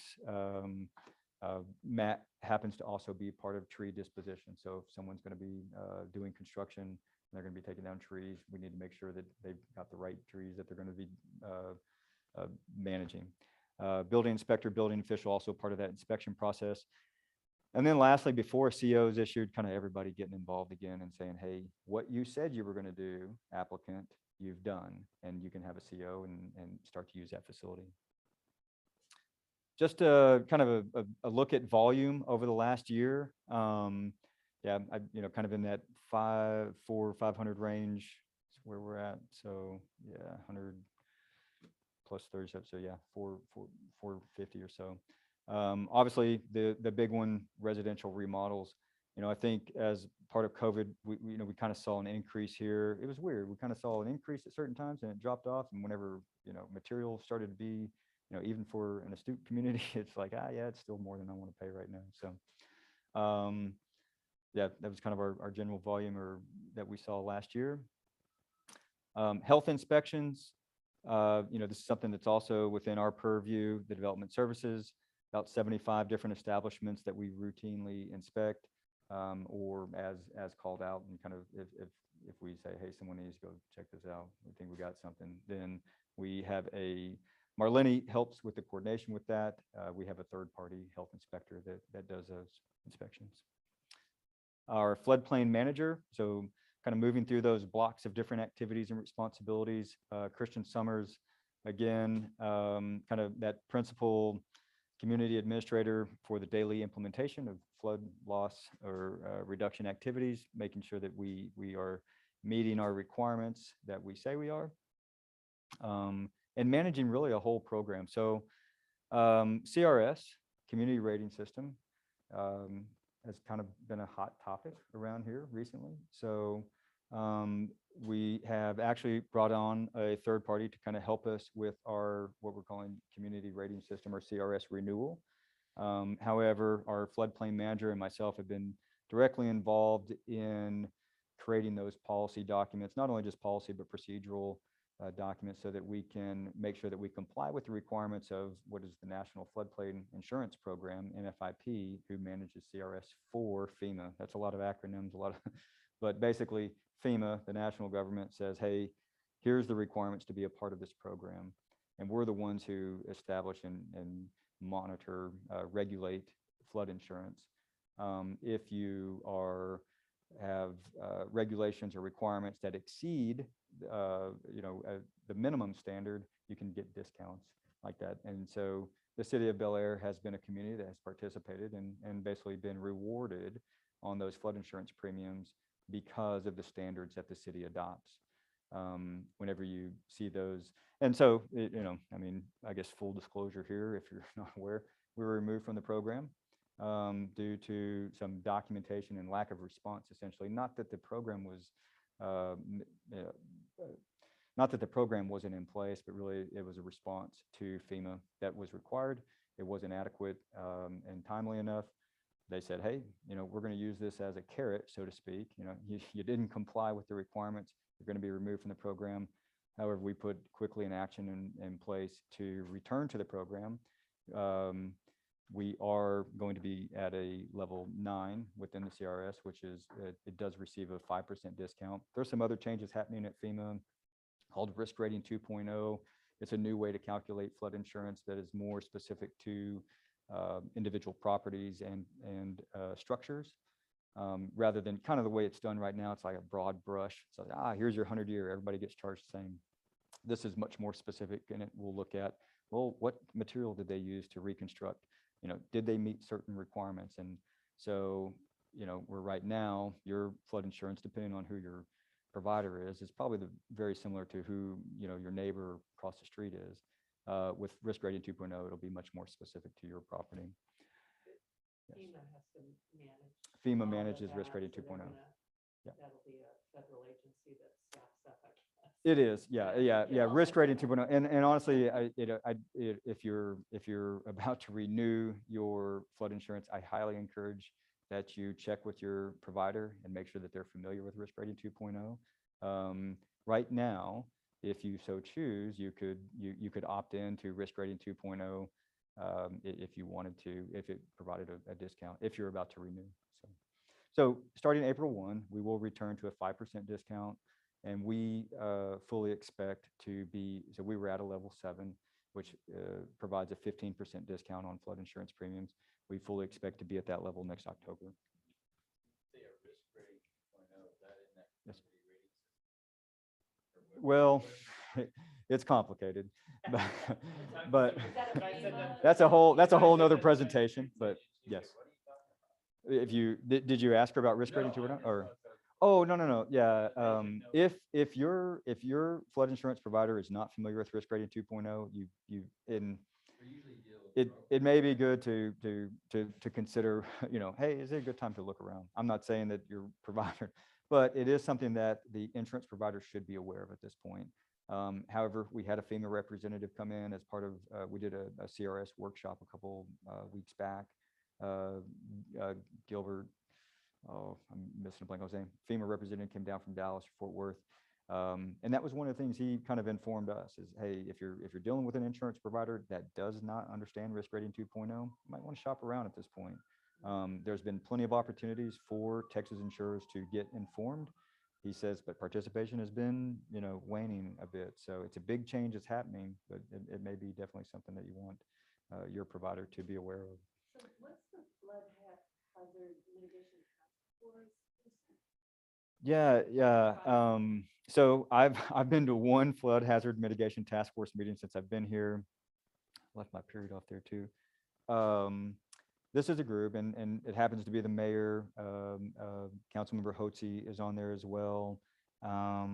Different members of the community, different members of staff are involved. So yes, ma'am. Yeah. Yes. It is specific to Bellaire. It was created by council and kind of ordained, and they consider, or you know, what was presented at them at the last meeting is we talked about CRS and the renewal plan and flood mitigation that development services managing, but then also Public Works made a presentation regarding, you know, kind of I don't know if grandioso is the right word, but kind of regional planning, but community plan, you know, specific to Bellaire, but then also kind of being impacted by other regional improvements that are happening to floodways. So like Bray's Bayou. So yes, sir. Yeah.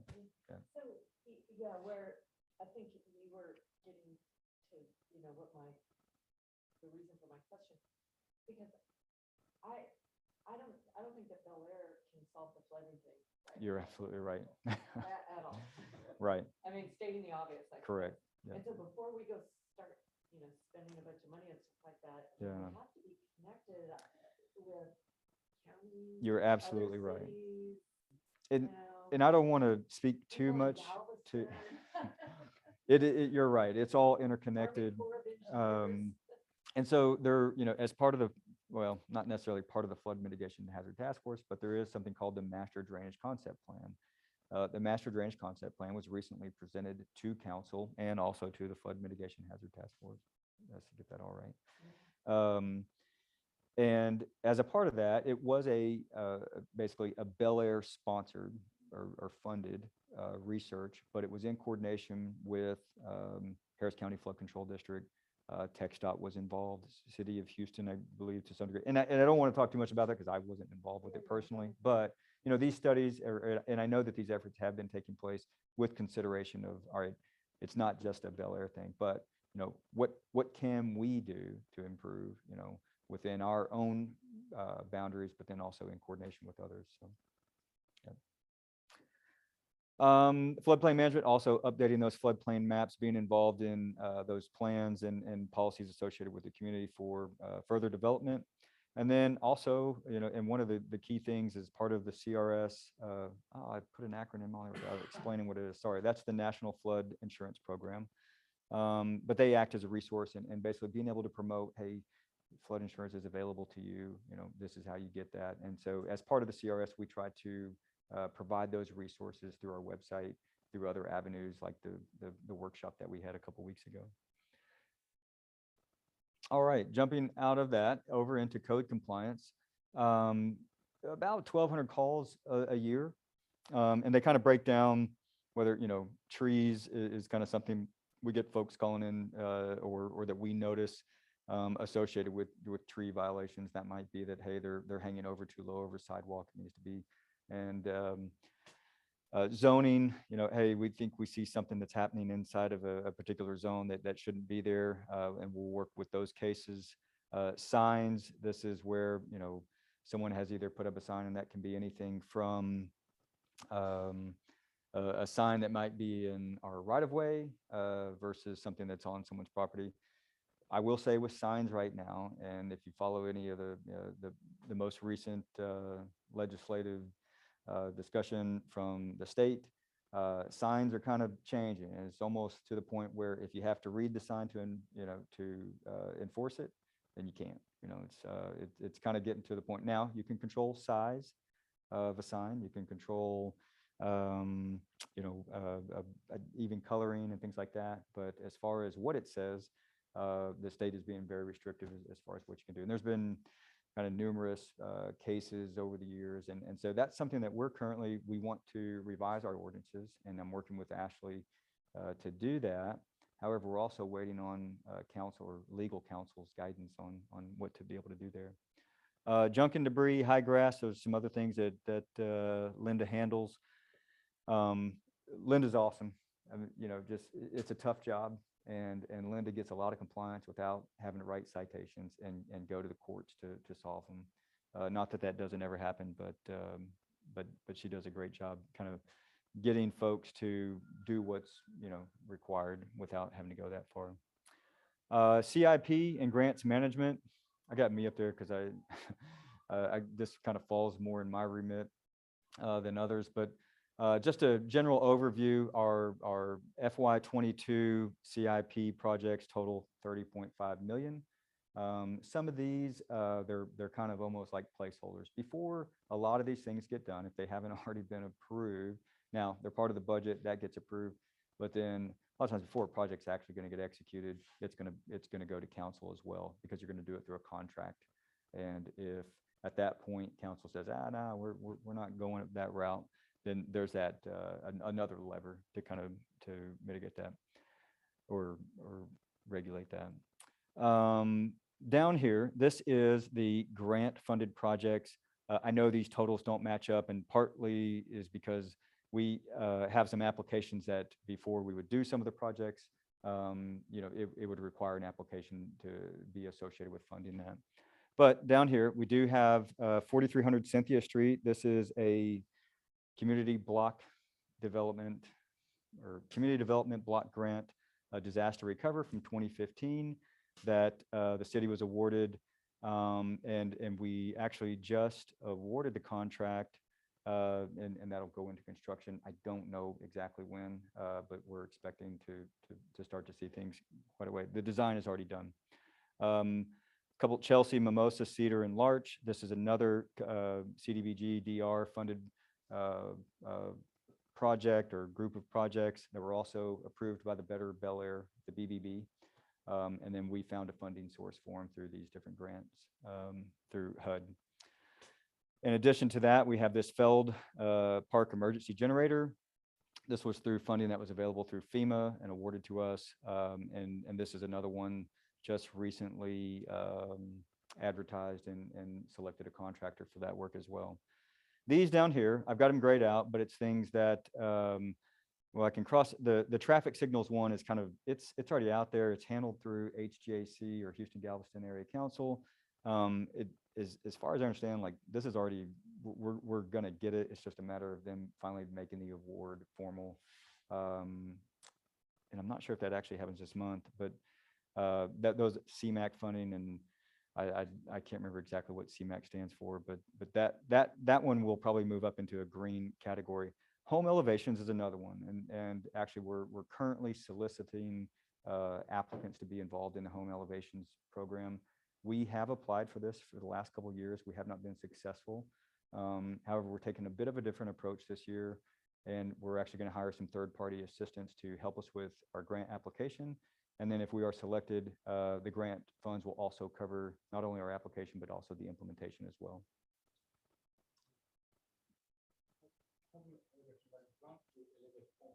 Yes, sir.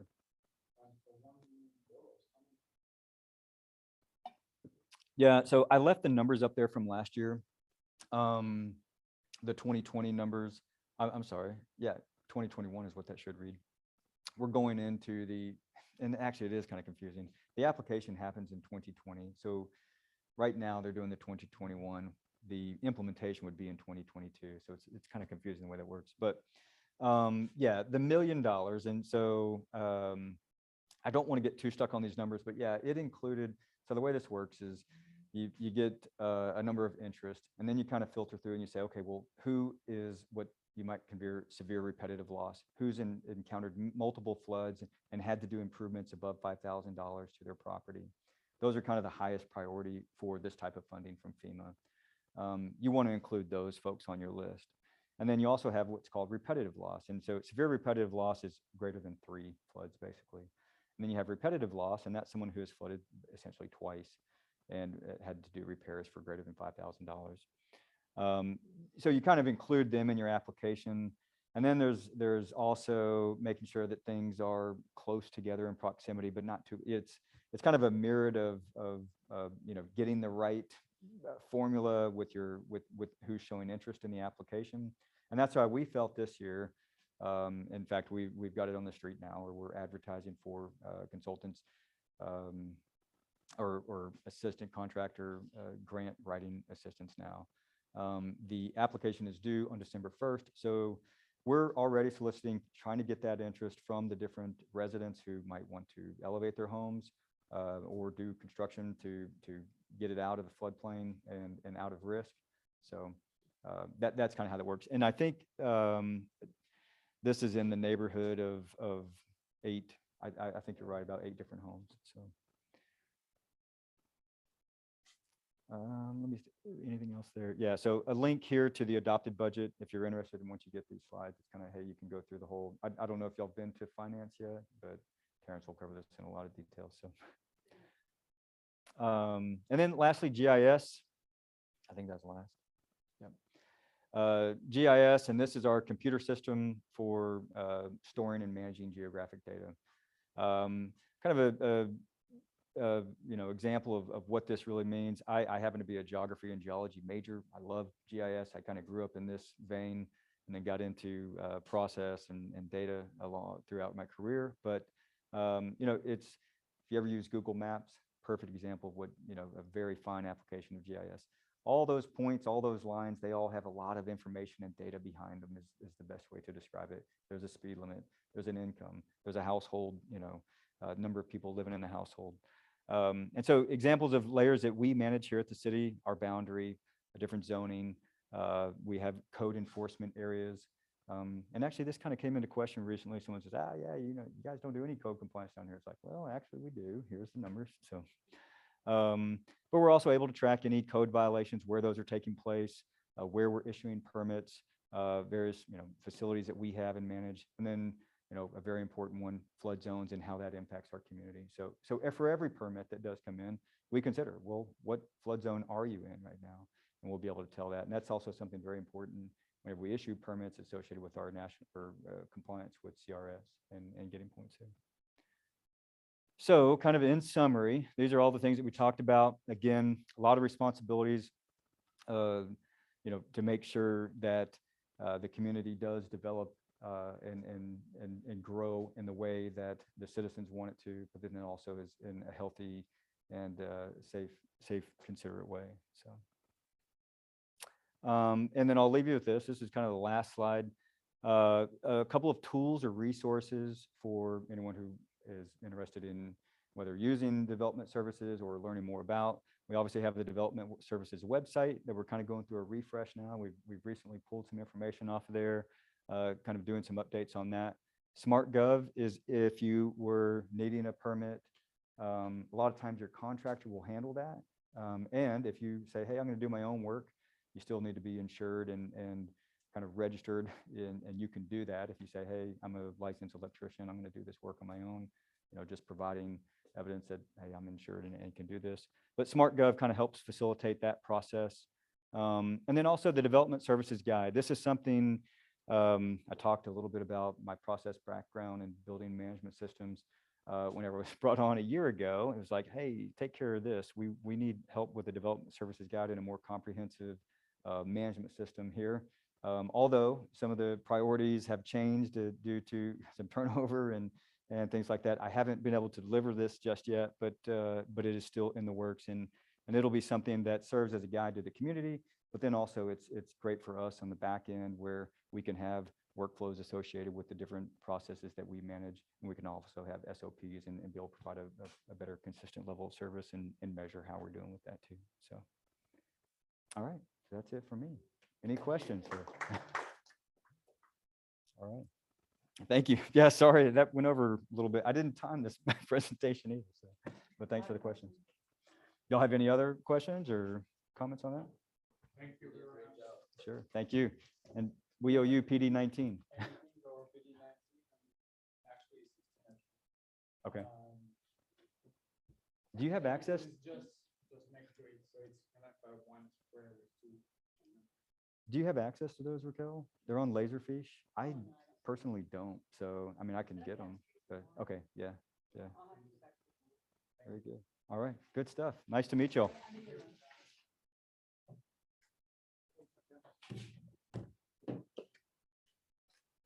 If y'all don't mind, can I get names as well, or? Yeah, I'm Bryan Taylor. Bryan Taylor? Yeah. Oh, I think we spoke a few times then, have we? Or through, okay. Bryan Taylor, good to meet you. I'm David Montalvo. David Montalvo, okay. City Council, Position 5. Oh, fantastic. All right, good.